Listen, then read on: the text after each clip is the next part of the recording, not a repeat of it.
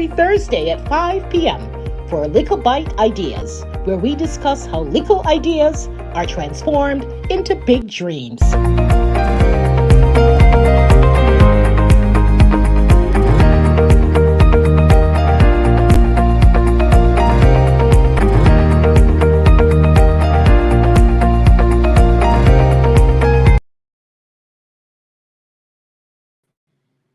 Good afternoon, everyone. It is Thursday, July 23rd, and I'm Doreed Whitlock. I'm the Chief Marketing Officer of Samuel Fields Consulting Group. It is Thursday again, and throughout the month of June, we've had a very interesting month, starting with our youth conference the first week in June. And of course, last Sunday, we celebrated Father's Day, and we are delighted to welcome some young fathers here to talk about the role that they play in teaching their children about money. As you recall, we had a similar show in May where we talked to mothers and children about that connection. So it's only fair, it's only fitting that we bring our dads to our virtual studio to continue the conversation. But of course, I don't do it alone. Let me get my co-host in here with me, Megan Samuel Fields, CEO of Samuel Fields Consulting Group. We can't hear you, Megan. Is it me?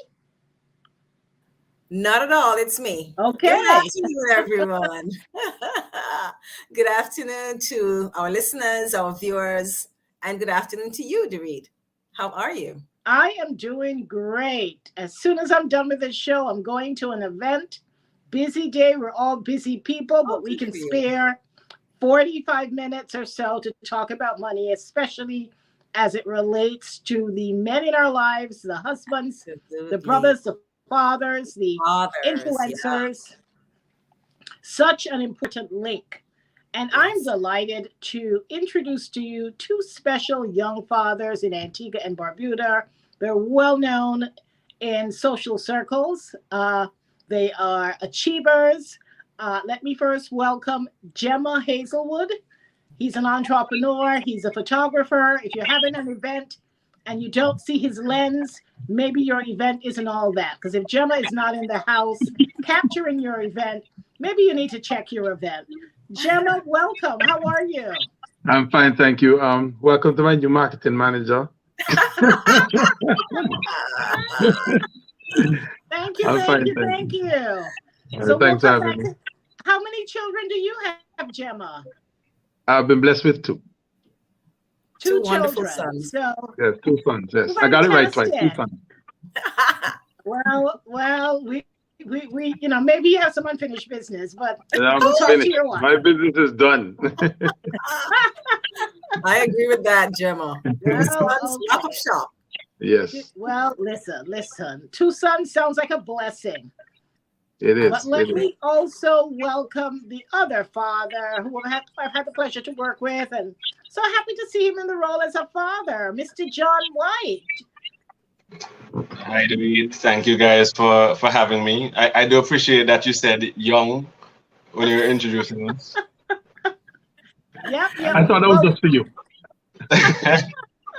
No, and I'm happy to be in the company of esteemed fathers like Gemma. If his business is done, then I think I'm definitely done too. But thanks for having me. No. What is it? One hand can't clap? I mean, yeah. I will put out there from the start that I did not have as many grays when I first became a father as I do now. So I'm not taking any chances with that. And John, do you have a girl? Is it a girl or a boy that you have, John? No, it's a boy. It's a 3-year-old boy. This is the boy circle here. So Jerry, Exactly. you gotta get moving. Yeah, we got it right. We got it right. Yes, you got it right. Well, gentlemen, welcome again. Let me take the opportunity to wish you a belated Father's Day. I hope it was a great celebration. I hope your children, your spouses did something special and that it was a great day to celebrate. But we are here to talk about money. And on Likkle Byte Ideas, we don't just talk about money, we talk about the relationship, the lifestyle that goes with money. Money does not operate on its own. I hear an echo. Okay, Yeah, I don't think that's me. So, gentlemen, I want to talk to you first about your own relationship with money growing up, because obviously that to some degree will impact how we embrace money. Don't know much about your background, Gemma, but John, I remember your dad was a famous um, commentator in sports. Megan, you remember Pat White? Oh, that's John's dad? Yeah. Yes. I did not know I think that. I remember the Famous name more than pattern. the person because he was a personality. If I saw Pat Oh, White in front of me yes, right now, I don't think I'd absolutely. recognize him, but he was a Huge. well-known name in Okay. sports. And so Gemma will come to you to talk about your relationship with your dad. But John, let's start. Yeah, Was it? there's an echo, Were you I'm an sure. only child, John? I was correct. And Okay. I don't know why I thought that. Yeah. So you're an only child. yeah, and as you said, my father was. I had big shoes to fill with my father. He was a giant in sports, or is a giant in sports because persons still look to him for information from the 60s and the 70s and the 80s. Mhm. But I do think he gave me a solid foundation when it came to money management. And I had to watch him manage some big projects from refurbishment of the Antigua Recreation Grounds and putting together national sports awards and sports tournaments. And it was always a big discussion about budgets and sponsorships and Mhm. keeping money in check. So that's something that I grew up Okay. with in my household. Did we lose John? No, no, John is here. You Okay. Oh, yeah, we're hearing John. Good hear me, stuff. David?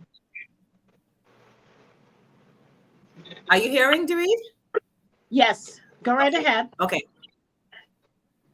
And you're hearing me fine, Megan? I'm hearing you fine. Yes. Yes, I just made the point that I grew up with money management as a frontier aspect of life in my household, and I think a lot of that transitioned into me going into the financial field, going into accounting, going into finance, and taking the professional side of it, where we've worked together, as you mentioned, Louis. Hmm. So tell me, John, did your father actually sit you down and spoke to you about budgeting, or you just saw it in action? You saw him doing what he had to do. It was a little bit of both. I saw him in action, yes, but we had several conversations where he imparted upon me the importance of saving, the importance of having something aside for a rainy day, Oh, the nice. importance of allocating funds towards different priorities. And so like I said, it came naturally because he started early. I had a piggy bank Oh, from a nice. very young age, and anything that I wanted had to come from that piggy bank. And he makes a point to this day, 30 something years later, that the one time he needed to borrow, I think $20 or something from my piggy bank, that I spent the next 5 years counting how much was in the bank plus the IOU from my father. So I'd say, oh, well, I have $50 in my piggy bank plus the $20 that my daddy took out 2 years ago. So I have $70. And so I had a good relationship with accruals and managing All right. So the you financial were aspect of accountant from money a long time. from a long time apparently. All right. I am telling you. That's wonderful, though. That's a really great way to get started with that practical, hands-on type of guidance. Yeah. Yep. Nice. So, Gemma, I don't know your background, but tell us about your relationship with your father, a father figure, or someone in your life who might have guided you. So I'm not sure if you guys, if it just happened by divine intervention, but I think you selected your panel where there's opposite side of the coins. So Oh, wow. for your audience, they'll get a taste of both. So for Oh, me, wow. I didn't have that financial guidance from my father, right? So I am one of the I'm on the other side of the coin where you're learning as you go along. So you're learning from the mistakes that you keep making, The decisions that you make that, you look back at it a few years later, like, okay, maybe that was not the best move, or maybe I should have done this differently. So I am a classic case of just learning on the fly, trying to manage as I go along. And you know what? There's absolutely no shame in that. No. I mean, So I prefer John's guidance, but there's value in learning from experience. Oh, absolutely. Absolutely. And reality is reality, we just have to deal with our reality. Yes, that's true. So, Gemma, with that in mind, not having that rigorous guidance from a father or father figure to guide you, how about your mom? What role did your mom play? So my mom played a huge role. I mean, I must put out, I have a stepfather who was that rock, that father figure in my life, and he was really there. My mom is someone who, she's always finding a way to, I don't know how this lady does it. We were always going on trips as kids, and I mean, I know my mom didn't make a great ton of money, but how she managed it was amazing, because she was able to provide us with things. I keep telling people I didn't even realize I was poor until I was older, because I didn't feel like I wanted anything. You know what I mean? She really did an excellent job in managing whatever money she had, in terms of providing for us and giving to us. Yes. Yep. Awesome. No, she's a lovely lady. Always working hard. Always working hard. Doing something. We actually share the same birthday, so we have the same hustle. Okay. There you go. She reminds me every year. Yep. That's great. Yep. Nice. So it sounds to me, Gemma, that you definitely got, even in the absence of a father to guide you with the information like John, you definitely got a lot of it from your mom, correct? Yes, and I mean, and I don't want to understate the contributions of my stepfather either, right? I've seen this man, like I had my stepfather since I was 4 years old, and this guy worked really hard over the years. He's always working. So I saw that, you know what I mean? And I knew that the things that we had, whatever was provided to us, it didn't just appear. I saw the hard work that was done from both my stepfather and my mother to provide for us. Nice. Fantastic. Okay, looks like Dorit something has gone wrong there. Oh, you're back. Mm-hmm. You're back, but you're muted, Dorit. What would you say was the best piece of advice that you got from a parent, whether it was your father or your mother? And that's question. Who's that question? Say that again. Which one? Any one of you. I think I can start. I think I mentioned just a while ago that my father was big on saving, and he used to be very blunt. Up to recently, funnily enough, I've had some good conversations with him now as he's getting older, as I'm getting older. And one of the things that he always stresses is have something aside, because one bout of sickness is all it takes to wipe out your savings. That is so true. And it sticks with me. There's two things he said. He always says that. And then recently he's also been saying to me, because he knows I work hard, he says, earn what you're worth and be worth what you earn. Whatever it is that you're doing, earn what you're worth and be worth what you earn. So those two things have stuck with me over the years, where I am acutely aware of the importance of saving for some emergency that could come up. And I apply that in my practical life. But from a career standpoint or a professional standpoint, it's always been the idea of integrity in whatever capacity. If you think you're worth whatever it is, work hard to earn it. And if you earn it, work hard to make sure you're worth it. I like that. So those are two things that jump out for me. Yeah. So this is where the lyrics came from. We figured it out. Exactly. Yes. Some of that is passed on from both mother and father. I'll accept that. Oh, nice. Oh, nice. So Gemma, you tell us any direct quotes or advice that you may have Well, gotten from either your mom or your stepdad? what I've gained over the, I'm not sure exactly where I got it from, but as I got older, I'm starting to realize that one of the key area is to really try to have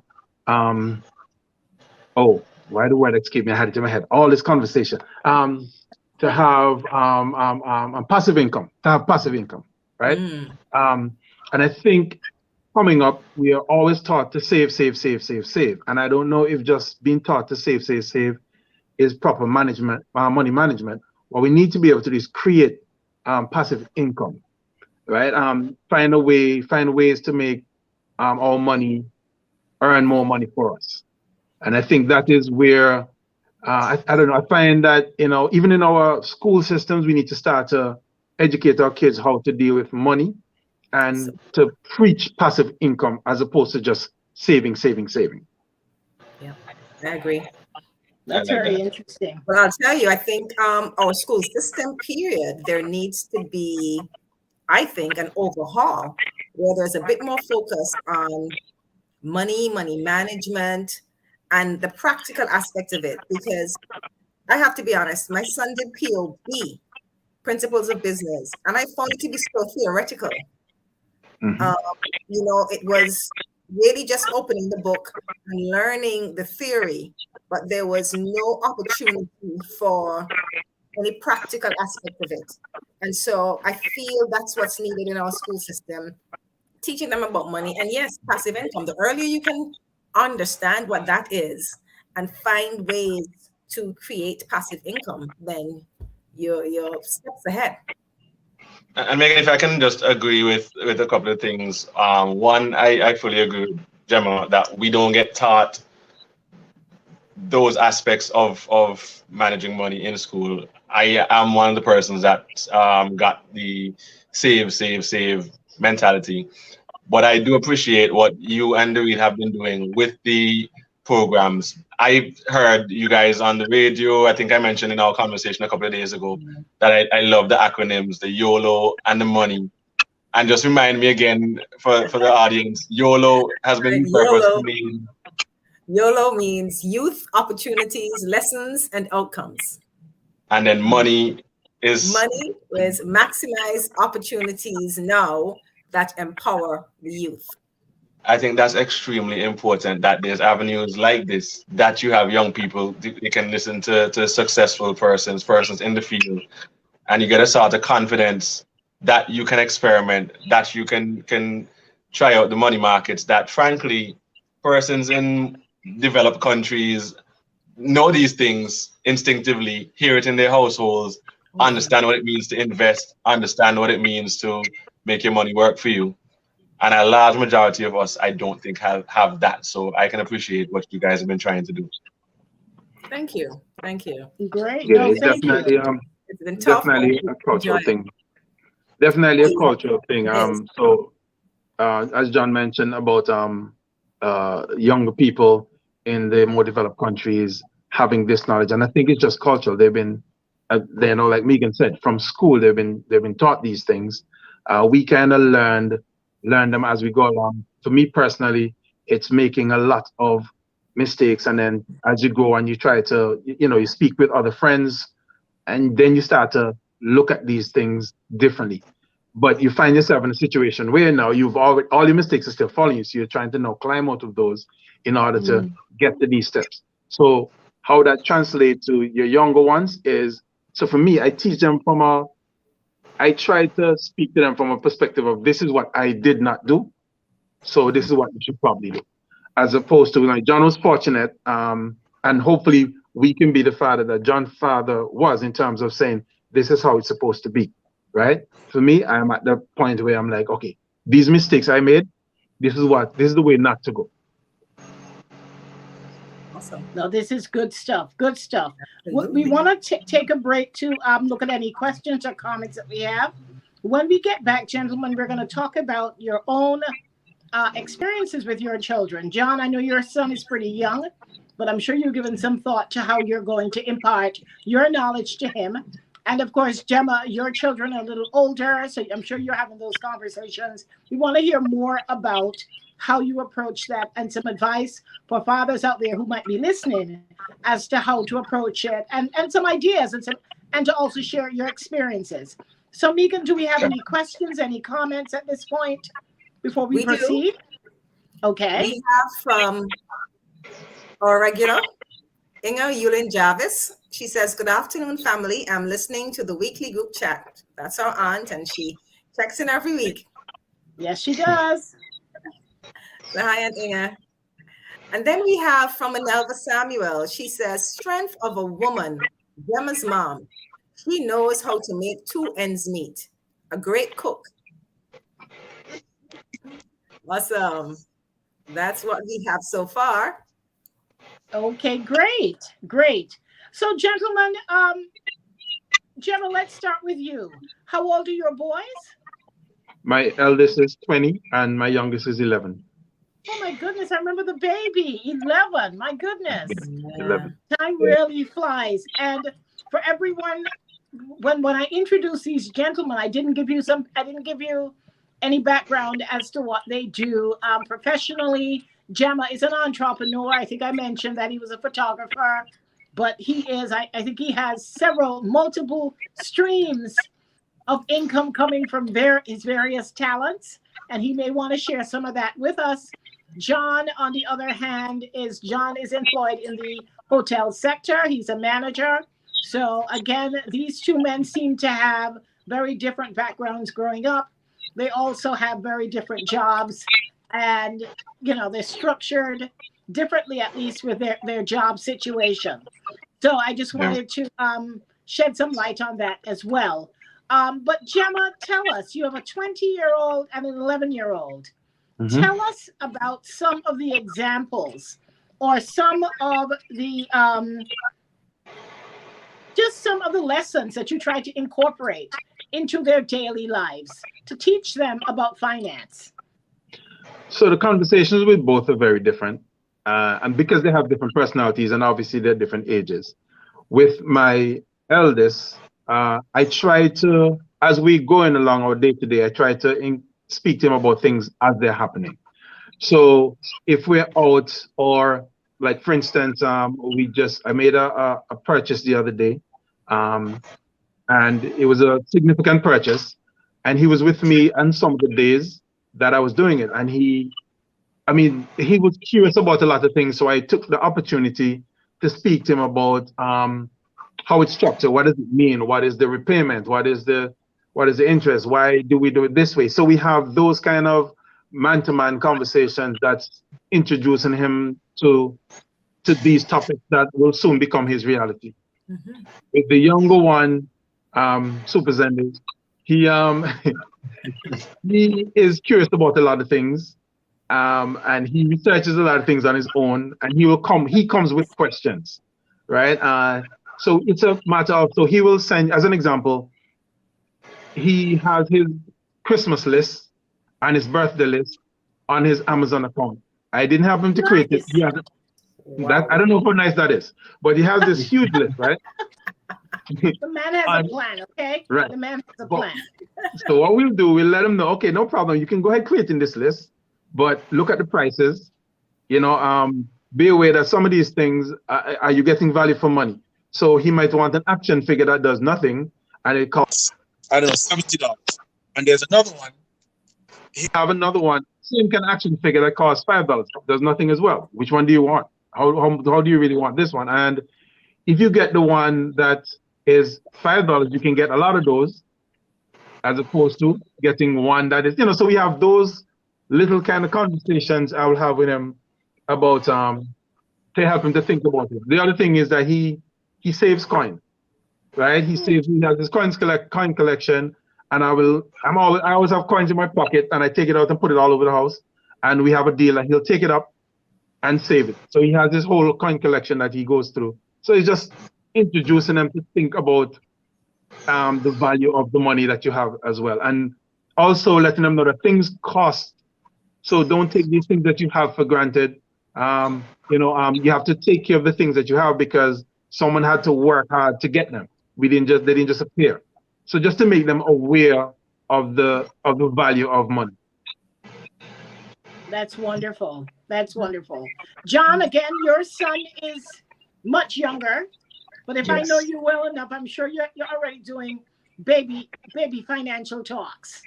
And it's funny, Gemma just hit on it.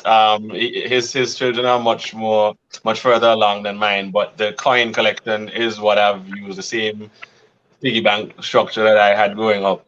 It's what we've done with my son, with Johan, where and he goes about now looking for these coins, and just you don't even know where he finds them. You just hear them clinking into the piggy bank, and he starts to dance, and he's Nice. understood the value of the coins going into the piggy bank when he wants to get something. So I think at his age, that's the most I can do to get him to understand that that thing that you have in your piggy bank is valuable, and you need to accumulate it to be able to function. That's his level of money management.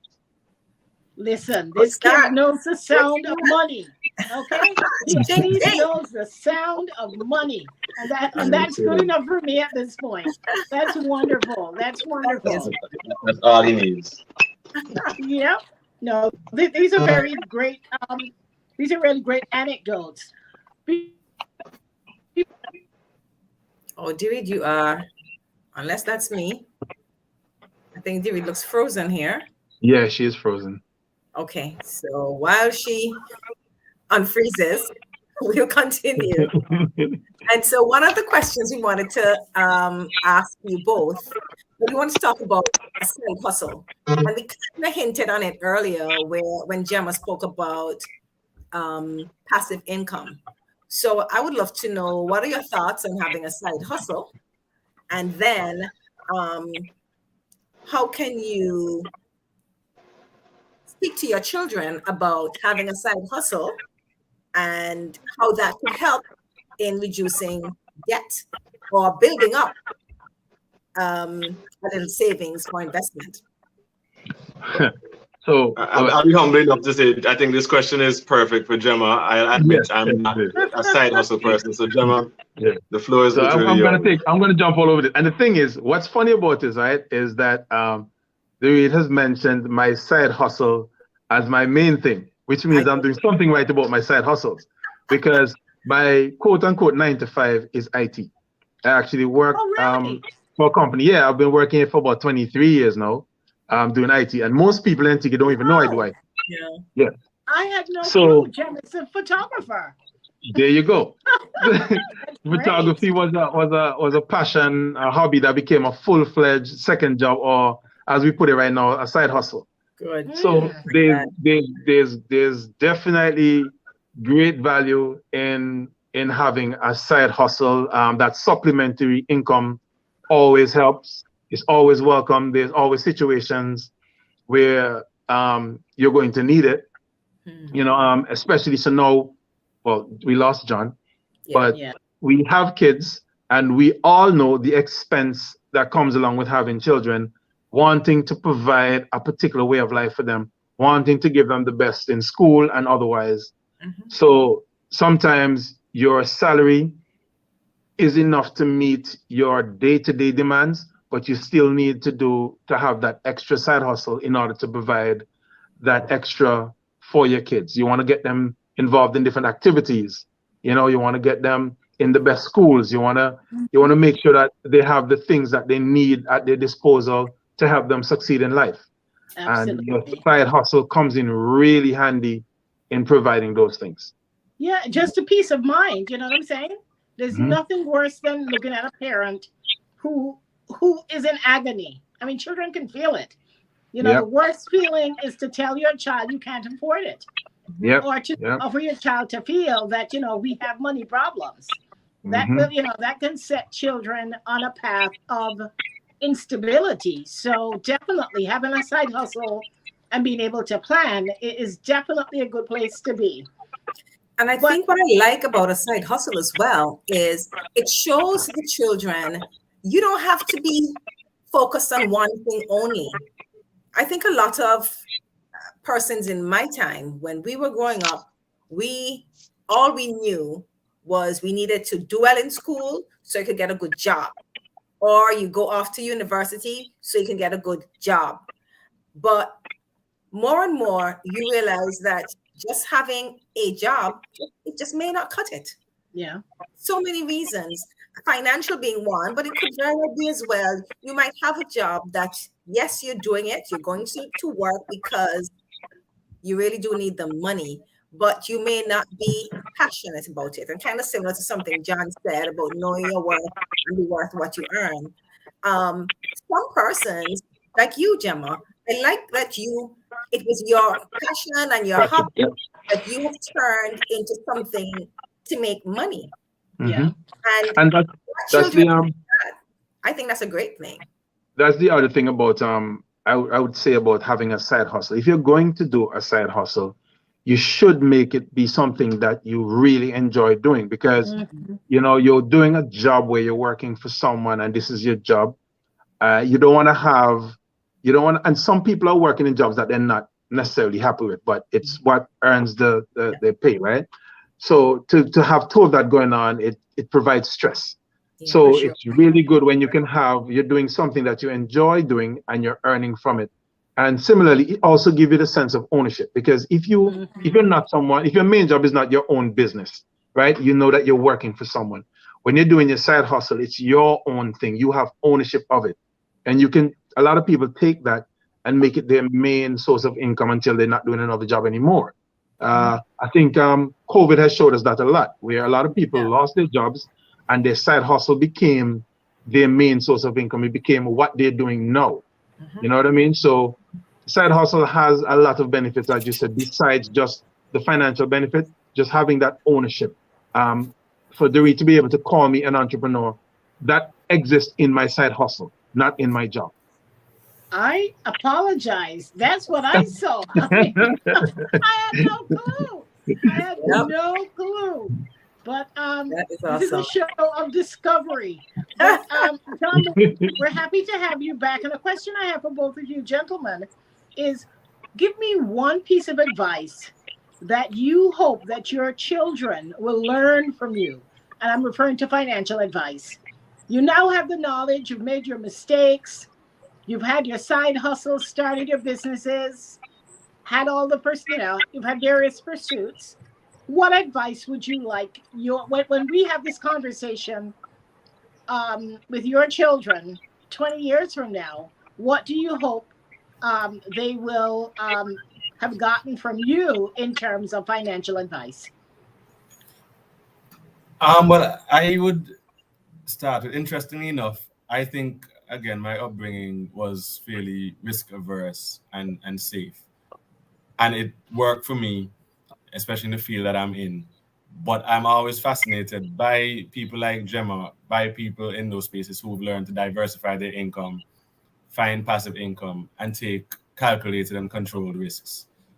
So I think the one piece of advice that I would give to my son is, yes, to play safe, but take those calculated risks, invest where you can invest, find those side hustles that when the next pandemic, God forbid, hits, that you're not stuck. You're not one of the people with the 9 to 5 that's stuck, and you can pull on multiple streams of income to try to manage your way out. So that's what I think I would pass on from my general knowledge, from hearing some of the things that Gemma just said. Fantastic. Good advice. Good advice. Very good advice. How about you, Gemma? For me, it's very similar to what John said, where, and especially at a young age, where you still have a buffer. So you don't have all of the life responsibilities yet. And now is, so when as a young man, is the best time to take all the chances, to try out different investments. And there's certain little things that matters as you get older. For instance, stuff like having health insurance at a young age and maintaining that. So when you get your first job, I had health insurance when I was younger, just because I needed it to go to university. Once I got back, I just didn't do it until I was much older, and then I needed to do it again. And of course, the cost goes up. So that's something that's now added to your monthly expense. As opposed to, guys, get it when you're young, keep it. You're going to need it, and it's going to cost you less in the long run. So there's less you have to spend. So all of these little things that we do now that we're older, I would like for them to start to think about it when they're young. As John said, take the risk now that you're young, now that you have a buffer, now that you don't have all of the responsibilities that you will eventually get in life, and see what happens. And try to be the person that's paying, not the person that's getting paid. I like that.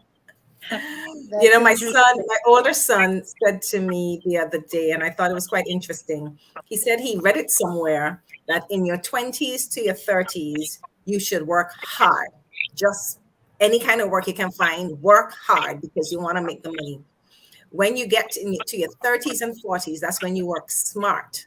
And I thought, hadn't heard that before. Wish I knew it then, but it makes a lot of sense. Makes a lot of sense. Work hard, you make your money, and then when you get older, you work smart.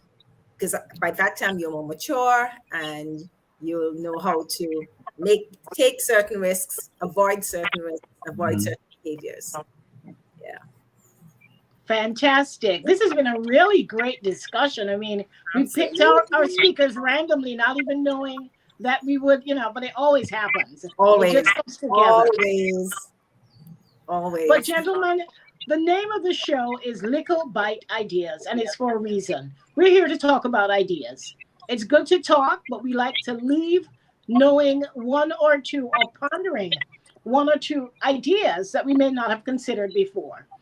So, as we often say at the end of the show is, if I have an idea. And you have an idea. That's great. We both each have an idea. But it's when we start to pool these ideas that the eureka moments happen and the magic really begins to happen. Yes. So we would love for you to share with us a little idea. If it relates to finance and what we're talking about today, that's great. If not, it's an open mic. So we look forward to each of you sharing with us a little idea. We'll give you a moment to ponder it and take any questions or comments that we have at this moment. We'll come back to you for your little idea. So Fanny King, she says, great show. I'm learning. Great, Fanny. And Manelva Samuel, she has a question. How can we guide our children to turn those piggy bank savings into creating wealth at a young age? Any of you want to take that? That's a John question. That's a John question. No, and it's a good question. Without going too much of the history, I can distinctly remember taking the 1-1 for basket, or the whole adage of taking a little and turning it into a lot. I actually started with that piggy bank. I remember I broke the piggy bank when I was probably around 13 or 14, and whatever I'd put it into at the time was supposed to be an investment. I can't remember if it was a summer camp for football or something like that, but I remember that helped me as I got into university with a football scholarship. I then was able to turn savings from the work I was doing then, created a new piggy bank, and turned that into my I won't call them side hustles, but the different things that I invested in my time that have led me to the career I'm in now. That's sort of a personal example. But I think if I were to extrapolate from an actual financial management perspective, all the local investors that I know in Antigua and my family around me started with something small. Some things, but it's $1,000, $5,000, and they just found a way to double it, to triple it. They kept looking for a return on their money. So even if that piggy bank is $100 and you can find a way to flip that $100 into selling chicken on the weekend and turn that $100 into $500, and then you keep finding a way to turn that $500 into $1,000, and you go from there. It's the exact same strategy that the Warren Buffetts and the Bill Gates and all these multi-millionaire and multi-billionaires have used in turning $1 million into $100 million. Yep. So I think that consistency, that discipline in whatever capacity is all that you would need to turn something that's small from the outset into something exponentially large. There's no limit when it comes to money and investment. I agree with that. Great. And I would just want to add to that to say, as children, they really do look to the adults to give them some guidance. So I think here is where the fathers and the mothers could have conversations with the children. So they have a piggy bank. And yes, the children might want to save to get the Nintendo or the whatever latest game. And while that is good, it would be a good time to also have a conversation, just as you're speaking about, John, as to how you can get that money to make more money. Are you going to have a lemonade stand? Are you going to bake cookies? Are you going to buy a lawnmower and cut the grass in the neighborhood? Just something. There are lots of little things that children can start doing so they can see how they can invest their money to make more money. But I think it comes with having conversations, the fathers and the mothers having conversations with their children. Fantastic.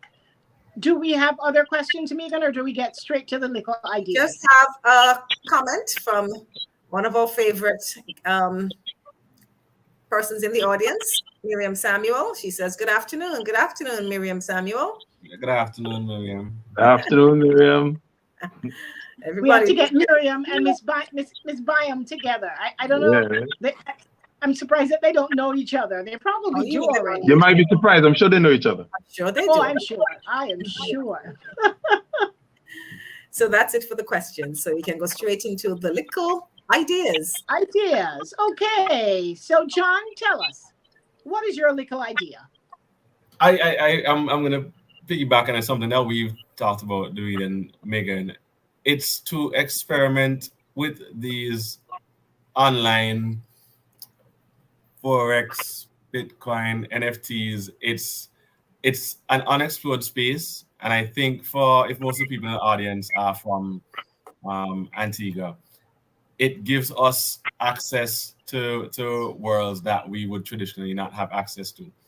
And so I can't get into the specifics. I know this is something that you guys have explored, but I love watching the young minds around dig into some of these fields that we never got a chance to look into, and maybe our brains are too fogged up to get into. But while, as Gemma said earlier, while you're young and fresh and creative, see if you can turn one of your photos or your songs or something that you're doing into an NFT. Mm-hmm. Get it out there, and you never know, you could be a millionaire sitting at home, right, trading on some of these Forex markets, whereas the rest of us are going to be doing our 9 to 5s and 5 to 6. So I'll leave it at that and see what Gemma has to throw to that. That's a great idea. That is a great idea. For sure. Mm-hmm. Well, for me, it's more of a culture shift where I find culturally we don't necessarily pool our resources and ideas. Mm-hmm. I know sometimes it's difficult to find the right people, but I think if you're around some friends who you really trust and believe in, that you guys, instead of you trying to build an empire by yourself, you pool your resources. You have really good friends who have good ideas, who are ambitious.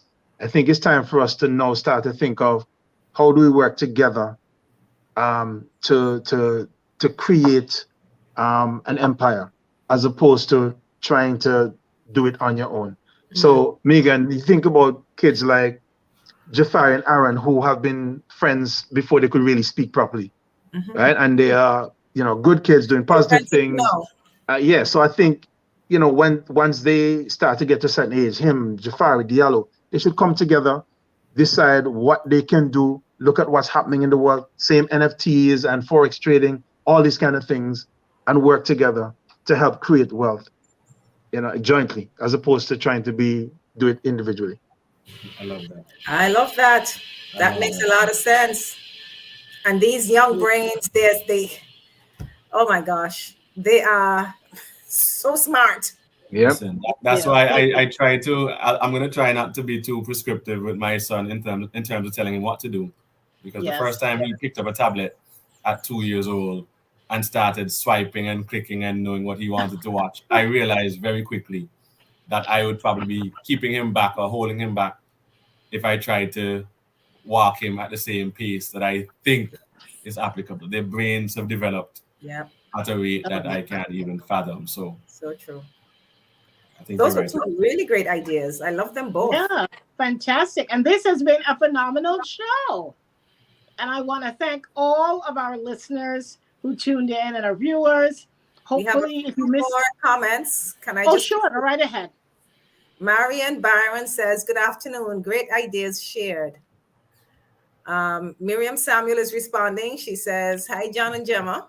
Hi, Miriam. Hello. And Kathleen Ford says, good afternoon. Great discussion. Do you know who Kathleen Ford is, Dorit? Of course. Okay. Just wondered. And then people have aliases, but we know. Okay. So Manelva Samuel says, what if the fathers and mothers don't know and understand? Has Samuel Fields thought of a practical pilot program? I know it's a lot. Next season, we'll come back. Give me food for thought. Thank you for the Likkle idea. That's a Likkle idea right there. Great. Yep. Actually, Judy did speak about it. But we just haven't. We did. But time and everything has to be prioritized. Yes. But we'll get there. We definitely have talked about doing a course for children, for parents, because of course I'm sure, Gemma, anything you're associated with. Well, I have girls. Maybe it's a little more with girls. Doing something that I'm involved with. Oh, please, my daughters don't want to hear it. They don't want to hear it. I mean, if a parent is involved, it can't be that cool. Cool. I'm sure. No. I'm the cool parent. So whatever I'm involved with is cool. Oh, that's what they want to believe, Gemma. That's what they want to think. I know. Please don't take that from me. I think I'm the undercover cool parent, but they don't say it to me publicly. But I think they think I'm cool. Mine, I get abject rejection if mom is involved. What? Not cool. But they're listening. Part of it. No part of it. It can't be cool. So that's where we are. But gentlemen, I want to thank you so much. This was a really quick, awesome, targeted conversation. The role of men in households today is so key. We see all these statistics, particularly with African American, Black families, where men are either absent or emotionally absent, physically absent, or in a lot of instances, emotionally absent when it comes to supporting their children and giving them the guidance they need in cultivating good financial habits, good money management skills, and all those types of issues. So this was a really good way to do a post-Father's Day discussion. We want to thank you for your insights. We definitely will be tapping into you again once we start our new season. We think it's key to have our men involved, and we will definitely expand on today's conversation in the future. So to all of our guests, if you missed any part of this conversation, I encourage you to go to our YouTube channel, subscribe, hit the bell so that you're always apprised when we load up some new information. Follow us on Facebook, follow us on Instagram. And for everyone, we're having a special episode next Thursday, which is our end of season finale. As we sit here, we don't have anything planned. So we do. It's just not finalized. All right. You just said it was extra special. It was extra special, unplanned. You got it. I like that. So Gemma, we were the last planned one, Gemma. Okay. Just not finalized, but it's gonna be good.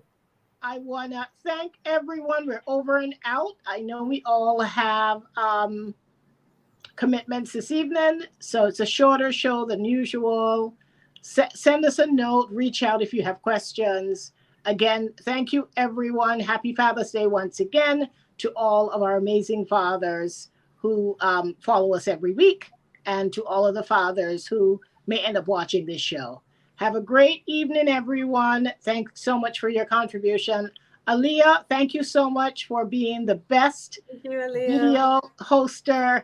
We don't do this alone. We wouldn't even know what to do. We wouldn't know where to start. So Aaliyah helps us out every week. Thank you so much. We appreciate you. Thank you for having me. Bye, Thank everyone. you so We'll see you much, soon. Gemma and John. Take care. Bye, everyone.